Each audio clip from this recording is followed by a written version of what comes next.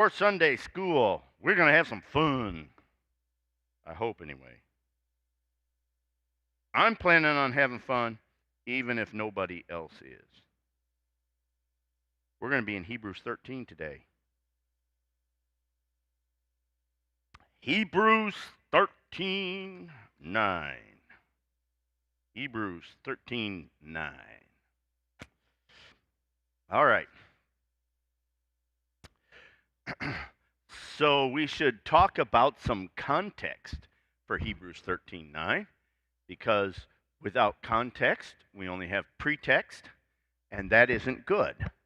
We actually need to know what we're talking about, which is unusual, I know, in our day. People talk about things they don't know what they're talking about all the time, but we want to be different. We're different. We're Christians. We want to know what we're talking about, right? So, Hebrews, let's talk about where we are in the book and what's going on in the epistle, in the book, if you will.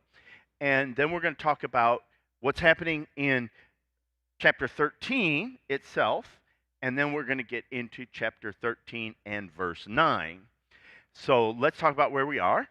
We've passed through this amazing dialogue that's happened so far and won't cover it all.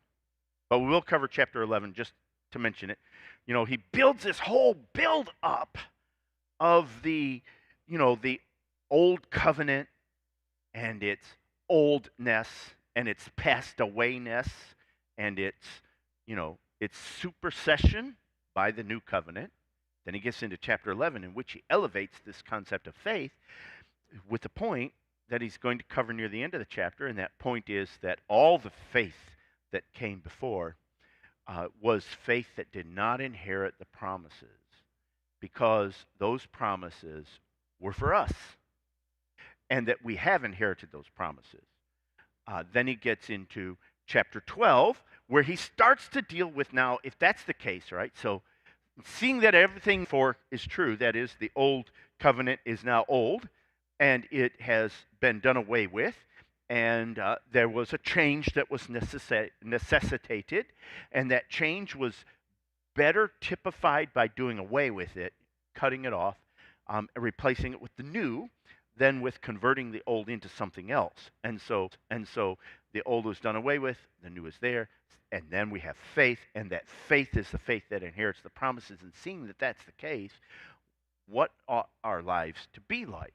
And then he talks about how we ought to, look unto Jesus, the author and finisher of our faith, and then we ought to run our race the way Jesus ran his race. And there's some things that are true as a result of that, and that flows into chapter 13 here, which is so chapter 12 is the wherefore, because of what you've been drawn into, and then he ends that chapter, in our Bibles anyway, where that chapter ends, is with that statement that our God is a consuming fire, right? Because the nature of God hasn't changed, although our covenant with God has. So our lives ought to reflect the unchanging God in the new covenant. Chapter 13 starts out with that statement of brotherly love and continues down through a few verses that affect our worldview, how we ought to see the world. So in chapter 12, it's how we ought to live our lives. Chapter 13 now changes our perspective of everything in our world, and that's what he's going through here. We get down to verse 9. And verse 9 reads like this. In fact, tell you what we'll do. We'll start back at verse 7, because that's where we kind of have a paragraph division occurring, is in verse 7. Remember them which have the rule over you have spoken unto you the word of God, whose faith follow, considering the end of their conversation. Remember, this is all that now, our new worldview, our new view, our understanding of the world, and all that's within it, those who have rule over us, our husbands and wives, our masters, everything now has to change because of all that came before this in the book.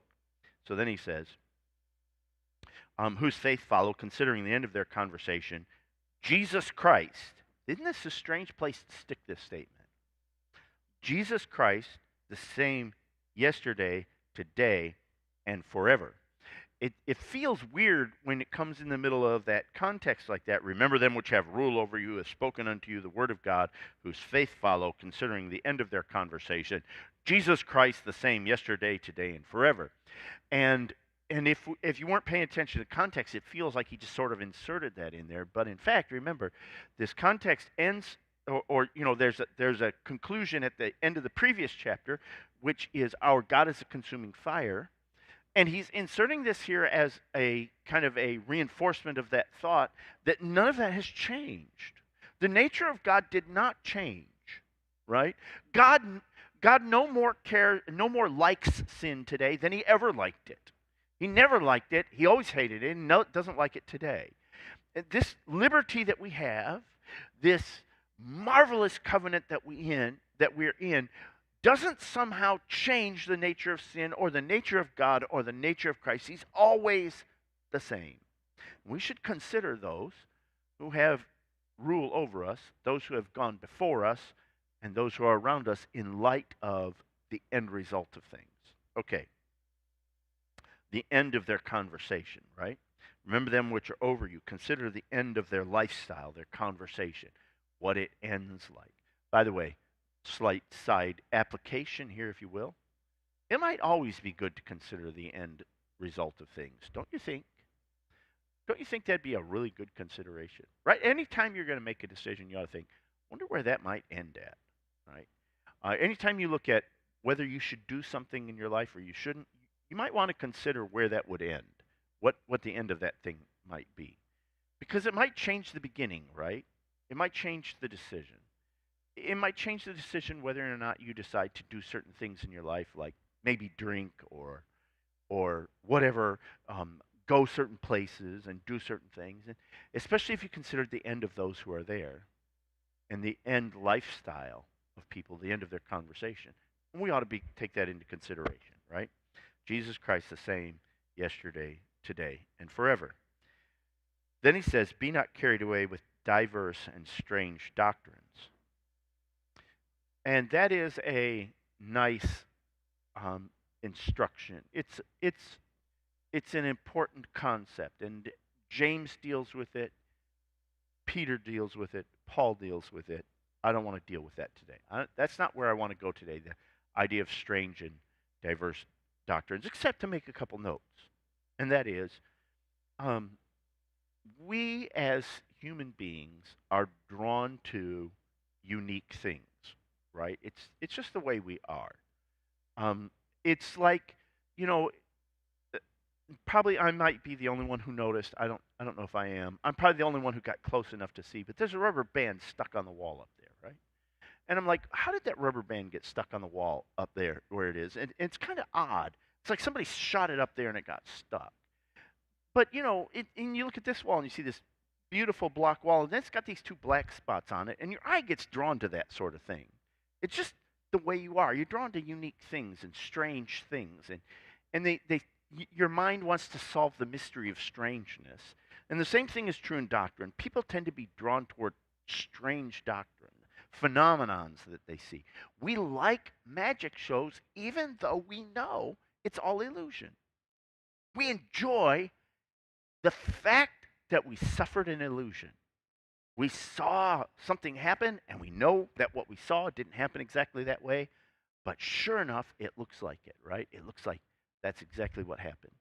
And it works whether it's on film or whether it's in person. It doesn't matter to us. It's just as great to see the phenomenon.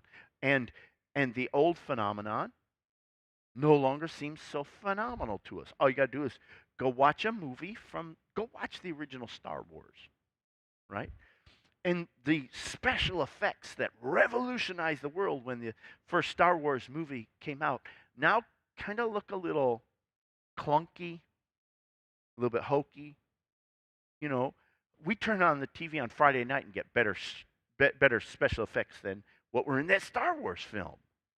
And that's pretty amazing, right? But it's us. It's the way we are. We're drawn to those things, but we're given a warning that says, but don't be that way in doctrine. Don't be drawn into the weirdness in doctrine, or the phenomenology, or the strangeness, or the illusion of diverse doctrines. And diverse means different. And therefore, Don't be drawn into different doctrines. Stay with the doctrine of Christ in its simplicity. And it's almost like we're acknowledging that the doctrine of Christ itself is very simple. There isn't a lot of complexity to it. It's a simple thing. It's not going to show an immense amount of phenomenon, and that's a good thing. Because no matter how much phenomenon it shows, we'd always seek more. And we'd always be drawn to more phenomenon on a higher level or a greater amount. And so God eliminates all that and gives us good, simple, clear, bottomless doctrine. And that's what we should stick to. So, but again, that's not the major emphasis of the day today. It's not really what I want to talk about.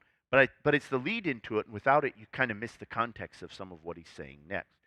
So, with that as the context, it's the next part of the verse, the next instruction that we have that I think is most interesting. For it is a good thing that the heart be established with grace, not with meats, which have not profited them, which have been occupied therein. So let's deal with the not, the negative phrase first, and then we'll deal with the positive phrase. So he says, kind of we're caught between these two things, if you will. This is now I'm entering into interpretation with you, right? On the one side, we are caught between a desire for uniqueness, strangeness, mystery, to have our brain tickled a little bit, our senses excited by the phenomenon. On the other side, we want like concrete rules. We want physical things that we can touch and do. We want a checklist that we can just put up and say, today I have done these things, therefore I must be holy. Right? We want this checklist of holiness so we can know we can meet the standard, right? And we've seen the problem with all of those standards and with all of those things, and he's dealt with them all in the book so far. He's just kind of covering down on it one last time and saying, here's the problem with all the issue of what you eat and don't eat. It doesn't profit you. Now, that should be an interesting statement to you in a couple of respects. First of all, it seems odd that he's interested in profit, right? What benefits you? It's not beneficial, is what he's saying. If you said, I will eat no pork, I will eat no lobster, I will eat no shrimp, well, then Michael will go hungry. But beside that, right? Beside that, let's say you actually accomplished it. You actually got to the point where you had so ordered your life that you were the ultimate of kosher. Doesn't benefit you at all. No benefit in it. And that ought to hurt just a little bit. It ought to hurt a little bit because there's a part of me that wants discipline to be profitable, even if it doesn't seem to make sense, right? Not everything under the law that is unclean under the law is somehow hurtful to my flesh, right? It, there are plenty of fish that don't have fins and scales that are not toxic in any way. They don't poison you when you eat them. They're not likely to give you more likely to give you a disease than some other fish is likely to give you a disease. So why is it unclean? And if I chose forever not to eat that fish, does that guarantee I'm not going to get a disease? Not even in the least. So if I can't say if I avoid all these things, I'll never get a disease. By the way, many Christians make that mistake, right? And they actually sort of teach that as doctrine. They even tell their children that. Things like, you know what, if you want to have no troubles in life, don't drink, don't dance, don't smoke, don't, and you'll go through life without any troubles. Well, that isn't true. Now, there are some troubles you're definitely going to avoid if you don't do those things, right? There's some really bad troubles that come with drinking and dancing and smoking. And if you avoid those things, you avoid those troubles. But not everybody who does those things has those troubles. And there are plenty of people who don't do those things who have lots of troubles. They end up with who knows what other kinds of diseases. Oh, they didn't smoke, but they got a blood cancer or a or leukemia and there's no guarantee in life that if I don't do certain things I'm going to be better off, and there's no guarantee that if I do those things I'm going to be hurt by them. And if I think that, I am misunderstand the world, and I misunderstand the guidance of the Lord. Certainly it's wise to avoid certain things. That's why he makes that statement, consider the end of their conversation, because you want to choose the wisest path. But that doesn't guarantee you anything. And it doesn't necessarily profit you to choose to follow one kosher diet or however you want to look at that diet, vegan, vegetarian, or whatever the next thing is to come out. I saw something the other day. I was in the grocery store, and I almost fell over in the aisle laughing. It was a bottle of water, and the label said non-GMO. You can get non-GMO water. What does that even mean anymore, right? There's no genetics in the water, right? I mean, it's funny. It's sad. But people are going to buy that bottle because it says non-GMO on it. Why? Because they're thinking these genetically modified organisms are going to make me, grow a third eye in the middle of my forehead. And, yeah, I'm thinking maybe another eye might work better than these two do. It might work. I don't know. But you understand. We have no guarantee of those things. We can exercise some wisdom. But if you choose, say, I'm going to be 100% vegan, you don't get any real profit from it. Maybe in your flesh a little. But spiritually, before the Lord, nothing. If you are 100% kosher down to the tiniest detail,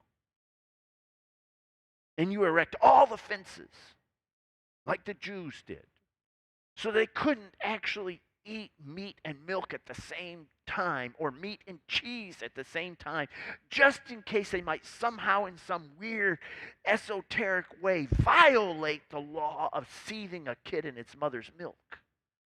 Couldn't even cook meat in a pan they had ever boiled milk in without having it ritually cleansed and burnt in the fire and all that kind of stuff, because they're afraid they'd violate some mystical meaning within the law of meat and milk and all that. And you kept all of those things. It wouldn't profit you at all before the Lord. You're not holy. Meats don't make you holy. Abstaining from meats don't make you holy.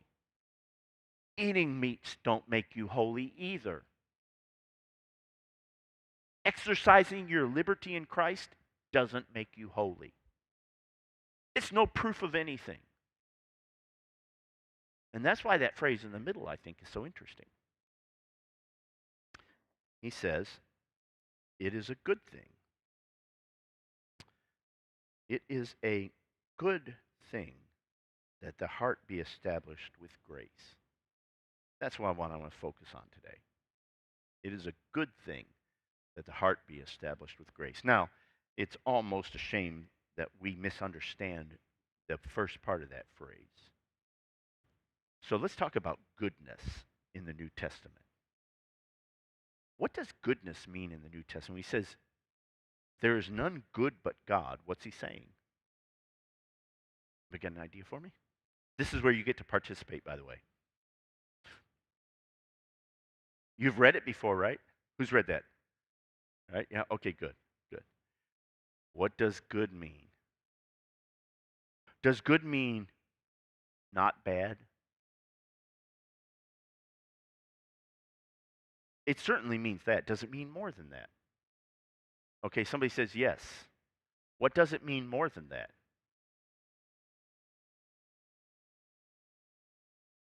Okay, she says it's a long definition. It's a lot, right? Anybody else got a way to understand it? What does good mean? Yes.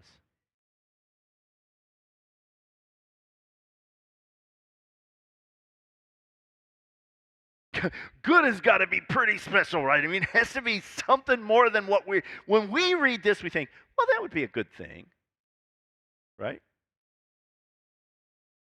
Been taught, you learn definition. I mean, just like in our English class. I mean, because I have looked that up, just looking up all the definitions of good, and it's overwhelming, and I think God meets all of that, definitely. Yes. But then if you look to the sentence that it's in, I think the context means it is profitable to you. You are going to benefit when your heart is established with grace. It does indeed. In fact, when we look at this concept in the New Testament, we discover that this concept is so immense.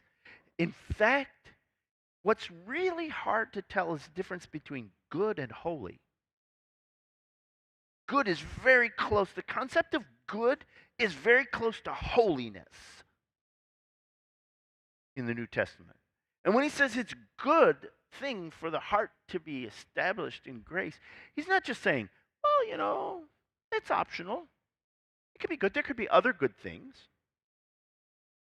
That's not what he means by this. He doesn't mean one of many, one of several that are better than other options. That's not his meaning. The meaning is actually a superlative statement more than it is a comparative statement. Right? So the comparative statement would be, well, that's good and that isn't.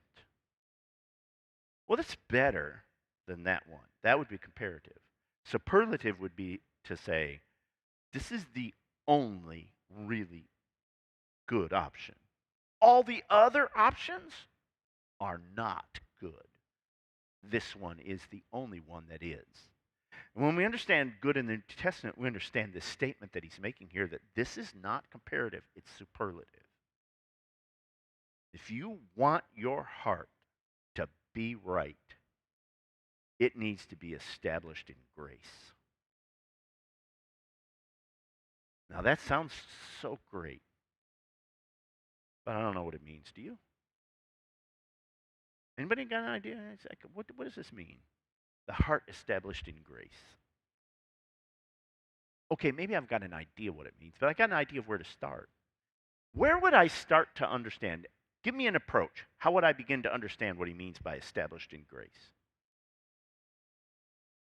Just looking at the definitions of establishments and then the definition of grace. Okay, very good. You should just go ahead and take that microphone with you. That's what you should do. No, I like it when you talk. I want you to talk. I was just thinking you wouldn't have to stand up. That's great. But where am I going to find the definition of establish? Should I look in Webster? Where should I look? I should look in the Bible, but more specifically than just the Bible.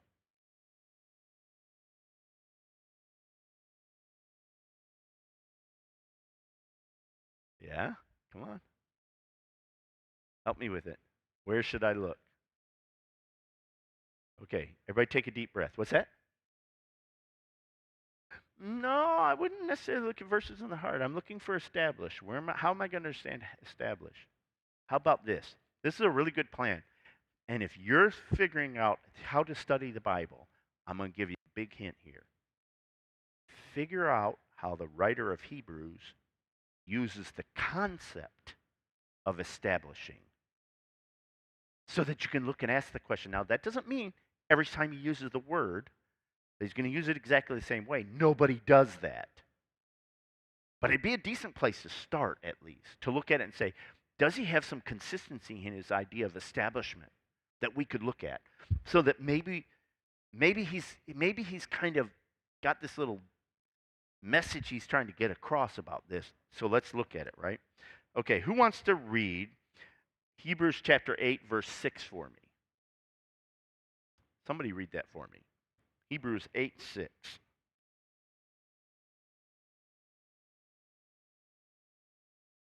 Yeah? You don't have to actually look it up. It's right up there. Okay. But now hath he obtained a more excellent ministry, by how much also he is the mediator of a better covenant, which was established upon better promises. All right, good, good. So, what do you think establishment means there? When you use that one, oh, yes, thank you. Perfect. What does establishment mean there? How was the covenant established on, how was the old covenant established? Yes. Hold on. Just a there you go. I would say that their established means kind of foundational. Foundational. Very good. He looks at it as that's the foundation. And how come we know that? Because we know the old covenant. We know how promises worked in the old covenant. And what was the first promise of the old covenant? Well, maybe not the first. Give me a promise from the old covenant. Yes. See, now you should just take it. You're the only one using that one. Okay.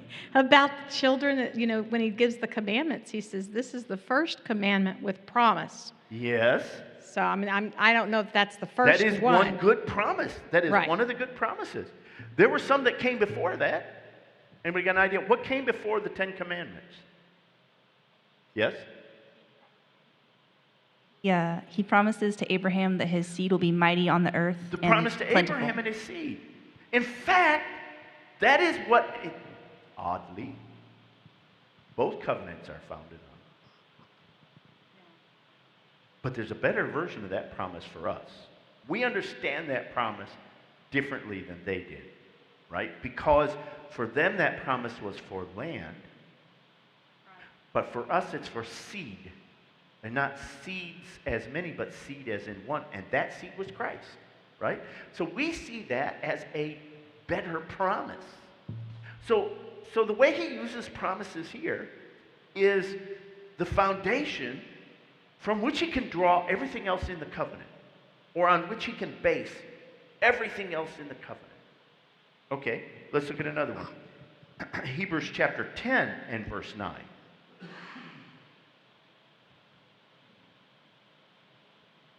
Hebrews chapter 10 and verse 9. Okay, who wants to read that one? This side of the room can participate. Actually, those microphones work. Come on, Lee, go for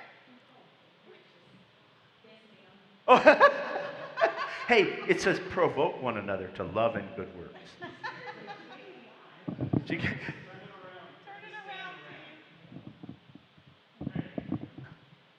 10:9. Then said he, Lo, I come to do thy will, O God. He taketh away the first, that he may establish the second.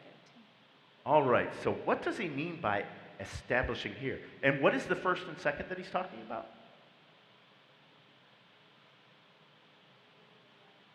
Say it again.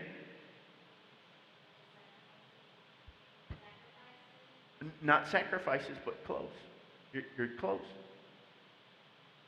He's actually talking about the covenants. He took away the first and established the second. What does he mean by establish here? The wills, the testaments. Well, that is what he's establishing. He established the second.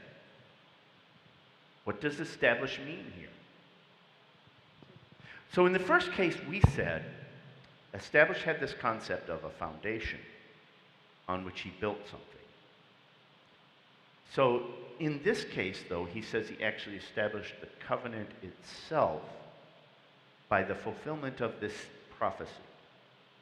He actually took away an old and established a new. And it has a slightly different flavor than the other one. That's the action, but that's not the establishment. He said replace. Yes? It is to set up and set in motion. Yes. If we thought of this in a physical sense, think of it as screwing something down or bolting something in place, right? We have set it up, put it in motion, secured it in place. So when he's established the first one, he said, I actually have a foundation on which I can build. But in the second sense of establishment, he goes a little bit deeper and he says, this is actually like bolted down, locked in place, not going to change. Now, if we took that kind of flavoring of establishment with us to chapter 13, with this concept that he has of the establishing of our hearts, think about what he's saying. Your heart should be founded upon, locked into grace.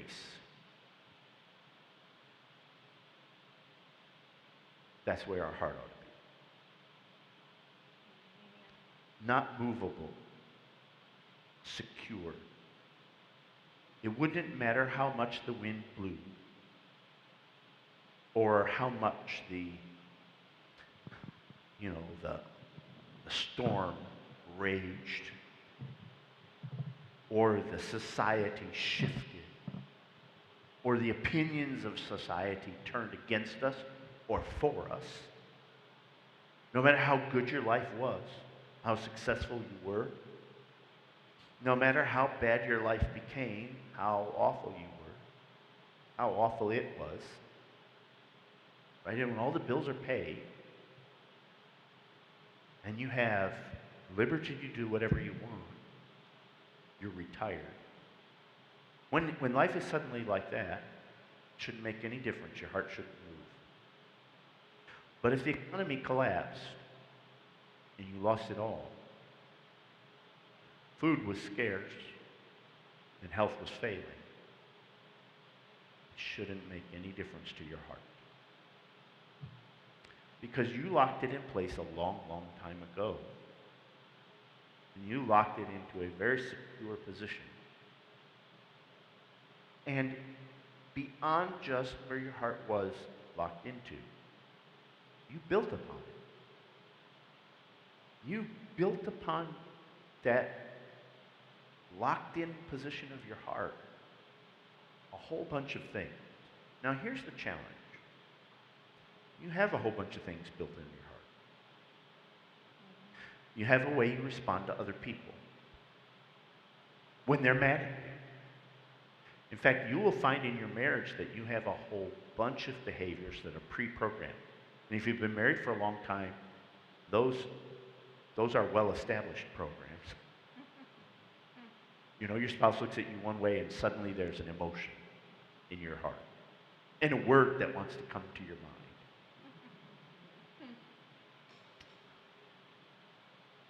And oftentimes, all those, for lack of better term, subroutines, all those algorithms, all those stimulus response things are probably not founded on grace. They're quick. They need to be. They're easily accessible. They're at hand. We respond to someone through one of those shortcut little algorithms. But we founded that algorithm on something. There was a thought, a standard behind that algorithm. And when we founded it on there, that thought, that thing behind it, was not grace. So what was it? Well, there's a few options to us. Could be self-defense, right? Protect myself. Could be defeat someone else. Could have been, one of 1,000 other things that we used as the foundation upon which to build that algorithm. And if we never examine it again, if we never pull it out, look at it, and ask ourselves the question of, is this valid? Should this be the way I am? We never examine our heart that way. Well, then we go our whole life with our heart established on something else. Now, we may say, I fixed it in grace, but our behaviors, our thoughts, our algorithms, our responses to things are not established where we think they are. And it reflects itself in what we would call personal holiness, personal integrity. You have possibly heard this idea before of self-sabotage. And in truth, some people are that way. Probably all of us to some extent do some things that sabotage our own life. And the reason for that is varied. But in the end, it's because our heart, we established that behavior on something besides grace.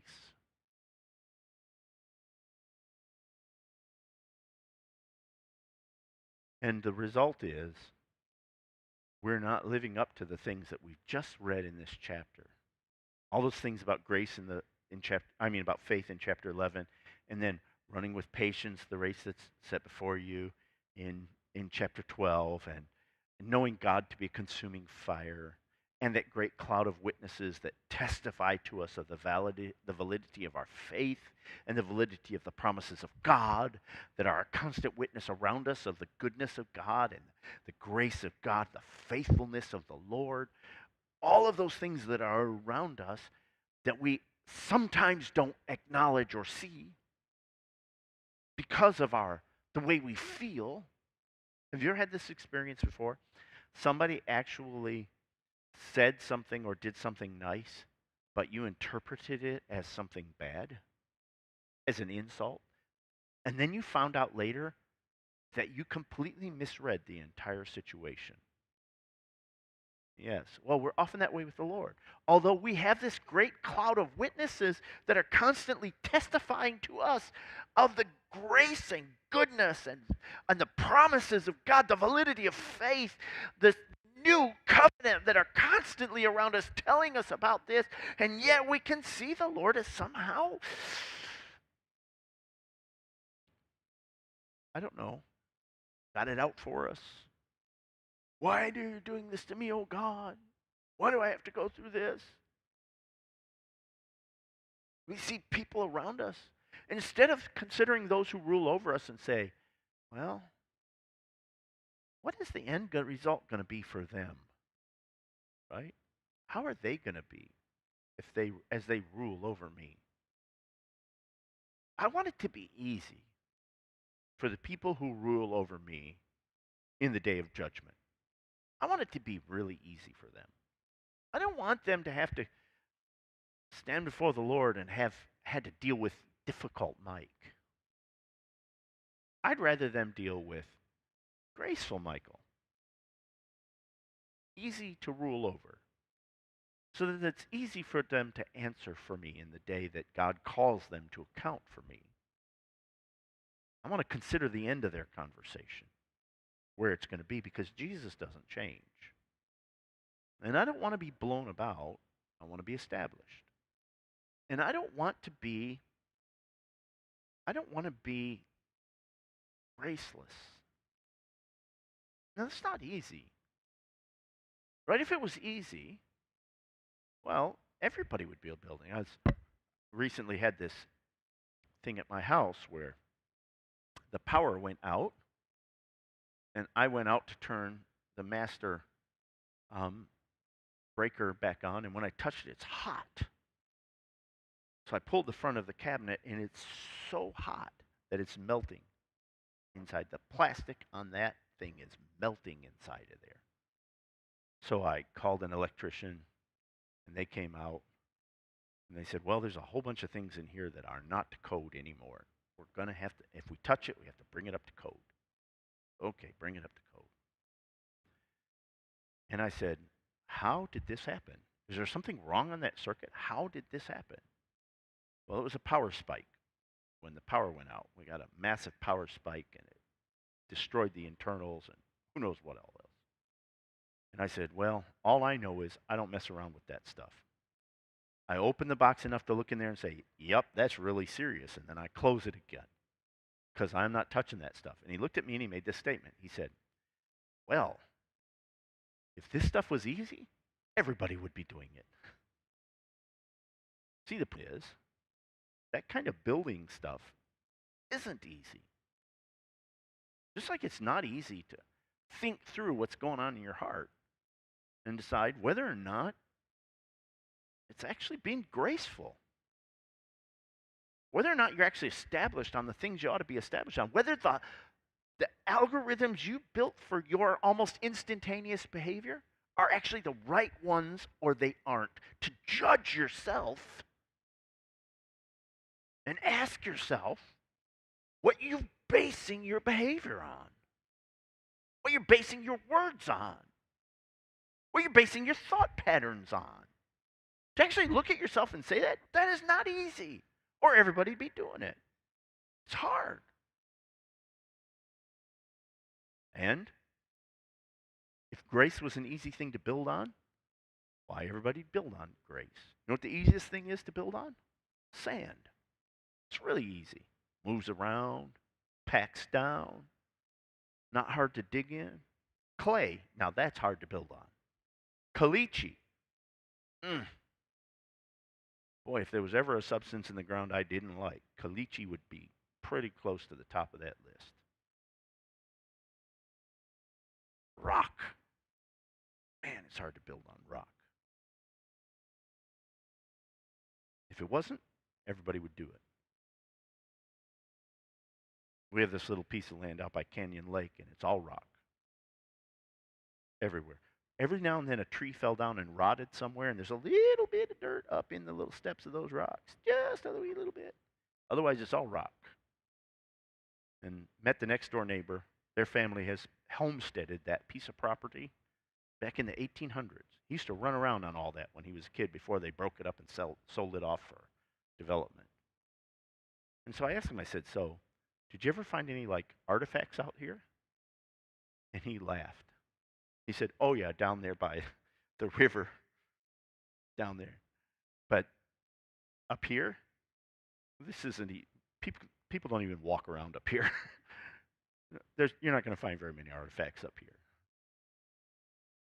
Yeah, because it's just not, everything you step on out there is either a rolling rock that's going to roll under your foot and twist your ankle, or it's a flat rock, and when you step on it, it breaks and then it slides against the other rock. None of it is just, boy, it's terrible. No wonder it takes so long to build a house out there. And it's so expensive. Can't even put in a septic system. You can't even put in a leach field. It's all rock. If this was easy, everybody would do it. It's hard. So how are we going to do it? How are you going to establish your heart on grace? And I've been thinking about this, and I've considered a couple of things that I think are important. First of all, to establish our heart in grace, we have to acknowledge what grace is and what our heart is. And when we do that, we have a problem because it requires self-judgment. It requires a willingness to say I'm wrong. And perhaps every reaction I have is wrong. It could be that everything I think in my heart isn't right. Now, this is a two-edged sword, and let me tell you why. Because as soon as I start to think that, I realize my emotions are tied to my thoughts. And if I acknowledge that my thoughts might be wrong, then I have to be willing to acknowledge that my emotions might also be wrong. I got mad about that, but I was wrong to feel sad. I was wrong to feel mad. That the things I felt were not right. Maybe they were even unreal. However you want to look at that. But if my heart isn't established on the right things, my thoughts are wrong, my emotions are wrong, the way I feel. But we live in a world that wants to be able to justify almost everything by the way they feel. The message of this world is all about my feelings being right by nature.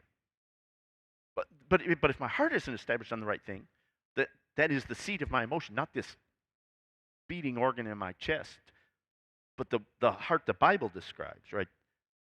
The seat of my emotions and my responses. If that's not right, then everything I feel could be wrong. And yet I feel it so sincerely.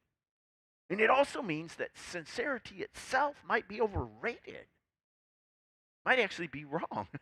You can be sincerely wrong about some stuff, and you have been before, and we won't talk about it. We won't take testimonies, okay? It means, though, I really need to make an assessment, and it's not easy to do. It's so hard to do, I might not be able to do it myself. I might need some help. I'm certainly going to need the help of the Holy Spirit. I might need the help of someone else. Someone to help me pick through my thoughts, my feelings, the things that are deep in my heart. Help me determine whether those things are in grace or they're not. I also have another problem with it. The whole society I live in doesn't seem to have any respect for grace. We have respect for, I don't know, lots of things like machismo and violence and and you know, it's funny in our day, you can say something with absolutely perfect hatred and be justified in doing it depending on who your target is, right? Like the theologian who published a daily devotional recently, in one of her pages in her devotional said, "Dear Lord, teach me how to hate white people." Super. Oh, that's just great. That's grace. You're hearing the sarcasm, right? But that seems to be okay in our world. And it's very easy no matter where you are, and it's not just those big things, but in everything. In fact, if you just took it and you said, I believe everything the world thinks is wrong. If you started there, you might actually work your way a little closer to grace than if you started somewhere else. Everything the world loves is probably the wrong thing, and everything the world hates is probably the right thing. That's not exactly true, but might be a good way to check your heart every now and then. What are you going to do for your own heart? And if this is the good thing, when are you going to decide to pursue it? When do we make it a priority? Now, this is not easy because we're busy people. Our alarm is going to go off tomorrow, and we're going to get up, and we're going to go to work, and the day is going to get busy. We're going to take care of kids, cars, houses, bills to pay. We're running practically 7 days a week now. A day off really isn't so much of a day off as it is a day of chores that we don't do the other days because we're too busy. So when are you going to take the time, how are you going to prioritize the foundation of your heart? Can I say, I think it's possible for us to have all the right faith, for us to believe all the right promises, for us to be saved, children of God, bound for glory, and yet have our hearts in the wrong way. And it makes us miserable. Our life isn't happy. And our reactions are constantly the wrong ones. Now, I don't tell you this so that you can go home and start checking each other, right? I'll check my wife. The woman says, I'll check my husband. I'm going to tell him he is not established in grace today, that's for sure. I don't know where you got that, but that isn't grace. That's not why we're doing this. We're doing this because You can't establish your partner's heart, but you can establish your own. It's the only one you can. And it's your responsibility to do it. If it's the good thing and you're going to be responsible for it, you need to figure out how to prioritize it. How do you spend time alone with the Lord, looking at your heart, figure out where it is and what's going on in it? I want to end up just for a second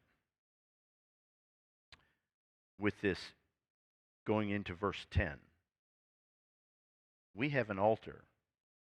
This is his next thought. We have an altar whereof they have no right to eat, which serve the tabernacle. Remember that whole thing about meats and the exercising of meats? Remember, there was that whole thing of you took your sacrifice in, it was sacrificed, then you had to consume it. It's a certain amount of time, and all this stuff. And if you did all that right, you were benefited by it under the law, somewhat, but not really. It never really benefited you the way you wanted it to. Perfectly cleansed conscience before the Lord, justification, declaration of innocence, didn't do any of that for you. But that's what we're aiming for. We're aiming for a clear conscience before God, declaration of innocence. We have an altar that we eat at, and when we do, we find our conscience cleansed before God Almighty. We find ourselves benefited in ways no earthly altar ever could, never will. And that's part of having our heart in the right place. It's the exercise we go through in this thing that we want to do, right? Then he's going to go into the explanation of the sacrifice of Jesus Christ. But that is the establishment of grace for our hearts. And I have selected for today's lesson a very small thought, which I've been chewing on for the better part of a week. And in my mind, I still haven't wrestled to the ground. I don't know where my heart is in all these things.